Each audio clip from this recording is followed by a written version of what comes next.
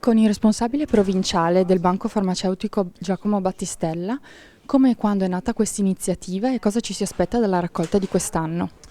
Allora, il Banco Farmaceutico è una fondazione che è nata a Milano più di 20 anni fa, dall'opera gemella ancora precedente del Banco Alimentare.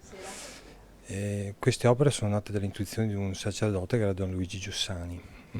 Quest'anno il Banco Farmaceutico produce la 20ª edizione della raccolta, a Treviso è la 13ª edizione.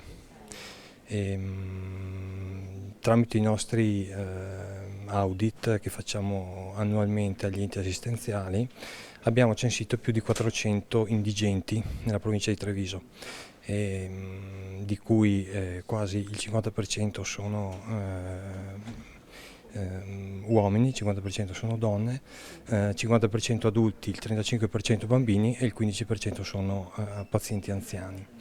Le farmacie che abbiamo coinvolto quest'anno sono 78, abbiamo 20 enti assistenziali a cui devolveremo la raccolta di sabato 8 febbraio. Con Antonella Caldart, la presidente della comunità La Porta, come verrà utilizzato il contributo che vi verrà devoluto grazie a questa raccolta? Dunque, noi trattiamo bambini, abbiamo circa 25 minori, quindi i farmaci che poi tutto ciò che ci arriva da questa raccolta viene usato ovviamente a favore dei bambini che, come potete immaginare, sono tanti, vivono insieme e quindi hanno bisogno non solo durante l'inverno magari i classici farmaci, diciamo, di supporto per le malattie da raffreddamento, ma poi d'estate corrono, si sbucciano le ginocchia, abbiamo bisogno di tantissimo dentifricio perché abbiamo tantissimi bambini che si lavano i denti, per cui sono prodotti che usiamo interamente proprio per i nostri minori. Con Roberto Bitz, l'amministratore unico di Vittorio Veneto Servizi, cosa significa aderire ad un'iniziativa di questo tipo?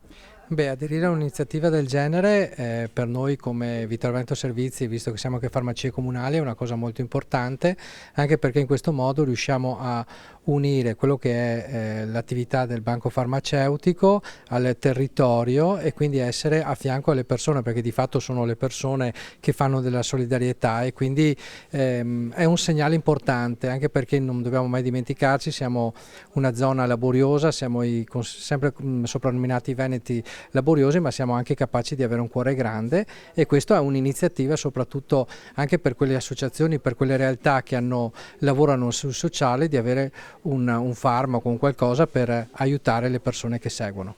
Con Cristian Faldoni, il presidente dei giovani alpini di Conegliano, come mai vi siete avvicinati a questa iniziativa? Allora, ci siamo avvicinati a questa iniziativa 12 anni fa, nel 2008, per volontà dell'allora coordinatore e del presidente sezionale di allora. Da allora noi giovani partecipiamo con grande soddisfazione a questa giornata, sapendo poi il bene finale, insomma, il motivo per cui viene fatta questa raccolta, insomma. Okay. Da quanto tempo collaborate per questa iniziativa? Ormai appunto sono 12 anni che collaboriamo in questa iniziativa con i giovani, quest'anno saremo in quarantina di alpini, giovani alpini, in 20 farmacie nel comprensorio del Coneglianese.